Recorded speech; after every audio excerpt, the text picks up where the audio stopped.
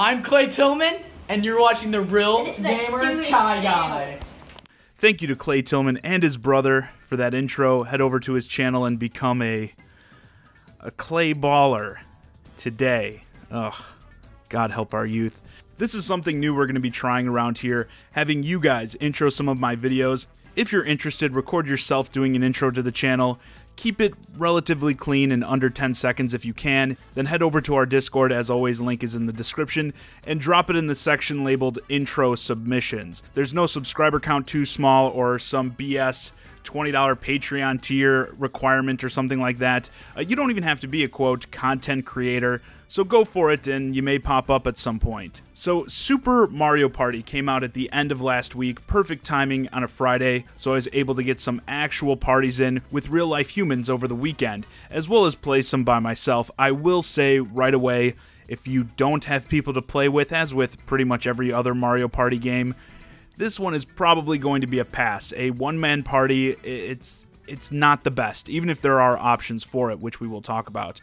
If you are unfamiliar, Mario Party is a collection of simple mini-games designed to be played with a group of 4 players. They run the gamut from like racing to a goal, knocking each other off a platform, matching games. Most are designed to be competitive, but there is an entire mode in this game dedicated to cooperative play, which I really liked. We can actually start with that. So yes, this river mode puts the 4 of you in a raft where you must work together to navigate to the goal at the end of said river. You'll need to cooperate with not only rowing, but you'll also run into these balloons periodically that will trigger a minigame. Again, all the minigames in this mode are cooperative based. So if you're looking for a way to play Mario Party and not destroy years of friendship, this one may be for you. Granted, it will expose the weakest link of the bunch.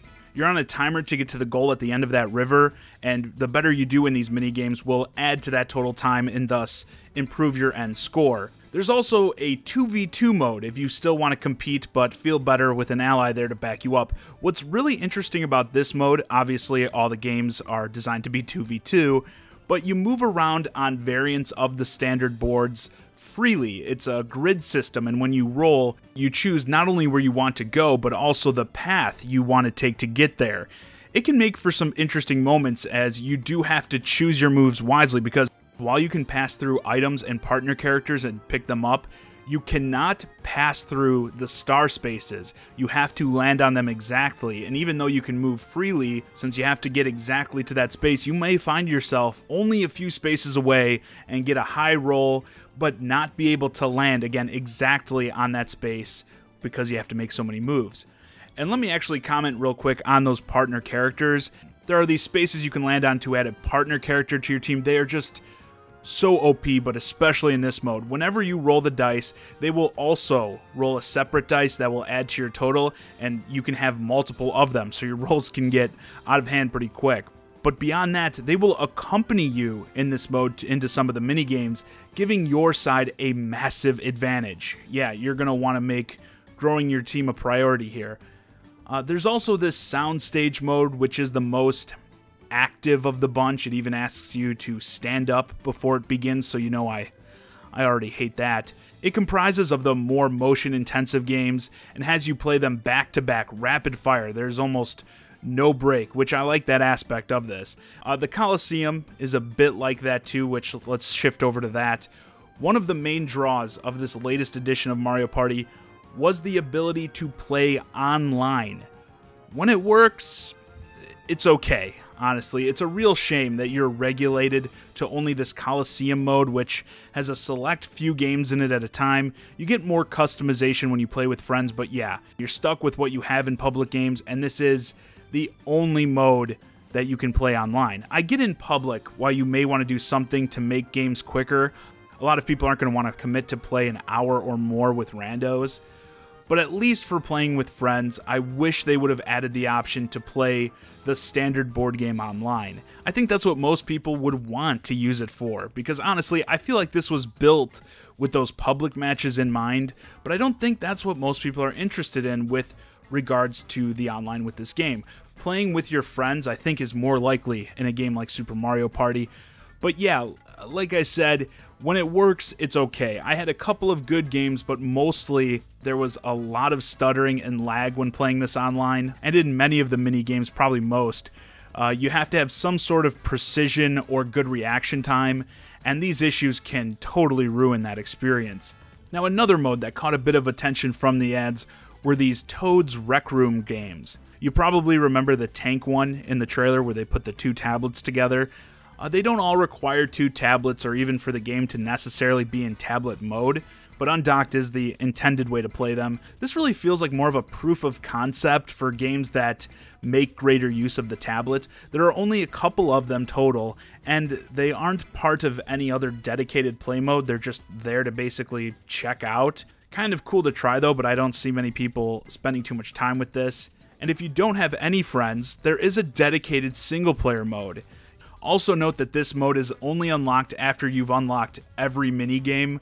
I thought that was kind of stupid for all the modes to have the single player one locked, but there aren't many games that are actually locked, so it'll probably only take most players a couple runs in each mode to unlock everything. Here you essentially just play the minigames against CPU opponents, but with added challenges like score this many points or finish within a certain time limit. I guess this is nice, again, to have some reason to play without anyone else, but I quickly got bored of this and just wished I was playing the games with other people. Like I said at the beginning, I definitely wouldn't pick this up if you're intending to play a single player. It's called Mario Party for a reason. And then there's the classic board game mode. Yes, there are a lot of modes, look how long it took us to get here, but this is the gold standard of Mario Party. Roll a die and move around spaces on a board trying to collect stars and coins. There are only 3 boards to start with, one is unlockable, but they're pretty solid. A big complaint of recent Mario Party games is they tampered too much with this formula, and this is actually one of the better board modes to date in my opinion, even if it is kind of limited on those boards. There are still plenty of opportunities to screw over other players. Mario Party is still a fantastic way to destroy all your friendships, can confirm, and there's also enough randomness to greatly impair even the best players, but strategy and skill will still get you pretty far. Well-timed item use can be game-changing. With a group of friends, this is still one of the best couch experiences around. My only qualm with actual gameplay is you're required to use individual Joy-Cons as your controller. As I've stated in the past, I'm not a big fan of this, and while yes, there are a lot of games that require motion, most would still be playable with a Pro Controller's gyro controls or with the Joy-Cons mounted to the grip, so I wish there were options for that. And overall, with all these extra modes, I still think this will be the main thing pretty much everyone, like 99% of people, are going to play, which means honestly I think much of the other stuff will be a one and done type deal, as they're not very in depth. I actually think Nintendo would have been better suited limiting the amount of game modes further and developing just a small handful but making them better. So a lot of the other fluff didn't feel so important. A better online experience would have made this easier to recommend. Wish they would have put more effort into that as well. And something else I think players should keep in mind is that this game will surely get added to with DLC, probably free DLC down the line. I'm not going to use that as a selling point because who knows how much or when that stuff is going to come. But even still, Mario Party is back in a big way. If you're looking for a party game for your Switch, you're not going to do better than this. Again, it's right there in the name. And with that, this video's a wrap. Let me know your thoughts on Super Mario Party in the comments. Are you currently playing the game? And how do you think it stacks up to previous entries in the series? Hey guys, I hope you enjoyed this review of the most super party around. If you're new to the channel, please consider subscribing. And if you want to keep the conversation going, hit me up on Twitter @JohnnyZakari. And join my Discord, Shy Guy and Friends. Don't forget to submit an intro if you want as well. And as always, thanks for watching.